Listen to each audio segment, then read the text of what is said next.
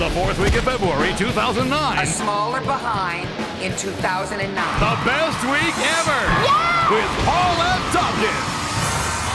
Brangelina gets a front row seat at the Oscars. And awkward! I'm becoming very quickly obsolete. I hope I'm not going. American Idol tells Nick Mitchell he is going. Hugh Jackman gives Barbara Walters some good gyration. I wake up in a bath of sweat. Tom Jones, a murderer? I've killed somebody, and I've hidden the body. In his dreams. You know my interpretation, you're in menopause. Plus, Ray J is here. Hi, Ray J. Hey, Paul. And one of these people will win our highest honor. The best week ever. You commie, homo-loving sons of guns.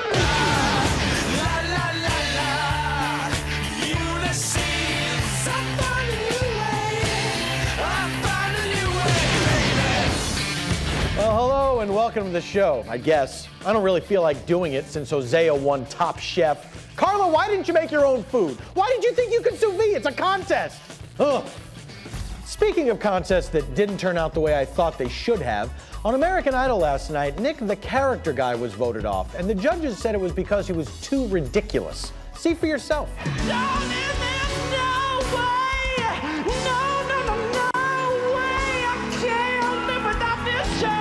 Well, that's not fair. He gets kicked off for that, but this guy's still allowed to do his character?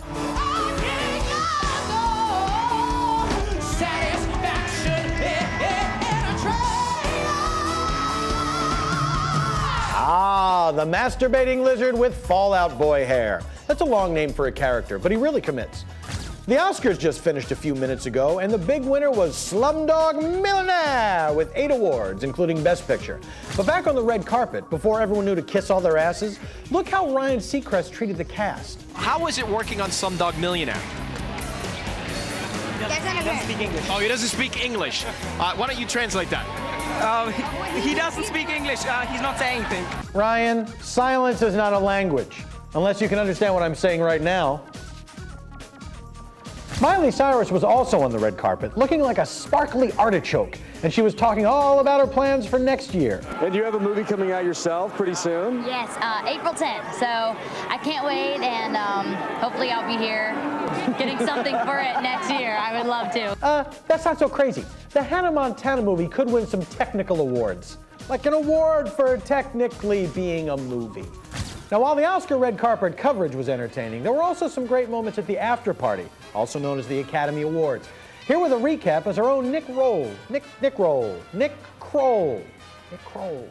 Oh, hello, Paul. You know, this year's Oscars put some people in some pretty awkward seats. Jennifer Aniston, normally one of America's leading presenters, was clearly rattled by the presence of someone sitting in the front row. You know whom. I'm so sorry, Mr. Katzenberg. I don't know why we let him out of the house. Anyways, you guys. Hey, Oscars, why don't we get a shot of everyone Jennifer Aniston is uncomfortable with? How about Gunther?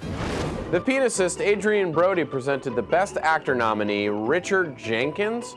You know, I don't know much about him. How can I learn more? If you Google the resume of Richard Jenkins, you'll scroll across a career that includes over 60 films. In The Visitor, you're in the lead, Richard. And you're unquestionably recognizable. Oh, yeah. Now, I recognized him immediately in that sea of faces. He's right in the... He's in there. He's in there. But the best part of the night was when Japan's Kunio Kato won the Oscar for Best Animated Short, becoming America's new favorite Japanese guy. Suck it, Mr. Miyagi. Thank you, my pencil. Thank you, Academy. Thank you, animation. Thank you, my company, Robot. Domo arigato, Mr. Roboto. Hey, that was my joke. No fair. It's not racist when he says it. Back to you, Paul. Thanks, Nick. But the big question on everyone's mind that night was, is Hugh Jackman gay, or is he gay? Oh, Frank. Oh. Hey, look at me, baby. Come on. Here we are. Oh, I knew you did theater, but this is too much. Come on. Oh, I get it. Q doesn't care if you're a boy or a girl. It's the date on your driver's license. Wolverine likes to go antiquing. Nadia Suleiman, the Octomom, refused to go away again this week. With more is Tara Copeland. Tara! Thanks, Paul. Chances are, if you have a job or something resembling a conscience, you haven't been watching every second of the saga of Nadia Suleiman. Let me catch you up. On Monday, a guy claiming to be the father of the Octokids appeared on Good Morning America, while on Tuesday, the guy who is the father of the Octomom was on Oprah. Meanwhile, the Today Show covered Radar Online's interview with the Octomom and her mom. Then on Wednesday, Julie Chen interviewed Dr. Phil about his interview with the Octomom, and Harry Smith interviewed Laura Spencer about hers. Later, Dr. Phil interviewed Laura Spencer about their Octomom interviews and the Good Morning America interview with the guy claiming to be the father. Finally, Laura Spencer reported on Harry Smith interviewing her about her interview with the Octomom. God, these interviews are like fertilized frozen embryos. The more that come out, the more people hate them. Thank you, Tara. P.S. That report might have been a waste of time, because apparently we may have to stop talking about this. Billy Bush has something to say. Before we go, let me tell you why, going forward, we are not going to cover the Octomom. It's gross. Now, when Ann Curry interviewed her for NBC News, there were legitimate questions that needed to be asked. Now, some of our illustrious media are showcasing smackdowns and face-offs with Nadia and her mom while denying that they have paid her big money to do this. If Octomom makes news with a movie of the week or reality show, heaven forbid, we might just have to report it. We will not reward it. Goodbye. That's right, people. This is a moral issue, and not because Access Hollywood can't afford to pay the Octomom for an interview. Billy Bush will only report on fake things, not real things, and that, my friends, is what I call the high and not very expensive road. Goodbye. This week on The Biggest Loser, the teams were rejiggered, and when a few competitors found out Bob wasn't going to be their trainer anymore, things got pretty sad. Well, you can't go home. You gotta work hard, man. You gotta work hard. How? You tell me. Oh boy. Here come the water weight works. You know that some of us spin again, and when you do, need a friend. Don't wanna be the win, there's nothing left for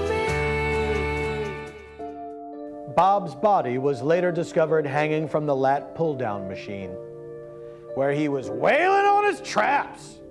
Lindsay Lohan, the famous actress from Not Wearing Underwear, announced an exciting new business venture this week. I actually am starting a spray tan. Oh, cool. I'm doing it through Sephora, and it's really exciting because it's really good. Yeah. And I'm really happy about that. And it was my friend and I just had an idea, so we did it through my company. Yes, the best ideas are often the ideas that already exist. Like I've invented a bunch of light bulbs after seeing the ones in my house that are so good. Any other existing ideas you got, Linz? And then I'm starting to do a diamond line. Oh, a diamond line. This is a sliver diamond, which is amazing. And it's 22 carats. Beautiful. Everyone thinks it's a stone. I'm like, no, it's a diamond. That's awesome. It's not a stone. Well, with diamonds, you have to remember the 4 C's. Color, cut, clarity, and come on, you don't know that people call diamond stones. If you like puns like unbeweavable, then you'll love this local news story that surfaced this week about a woman whose life was saved by her bulletproof weave. 20-year-old Brianna Bonds showed us where she says a .40 caliber bullet hit her and stopped. And I've invested a lot of money into this weave, and it saved my life. It saved my life. Oh, if only President Lincoln had invested thousands of dollars in a magenta weave, he would have seen the end of that play.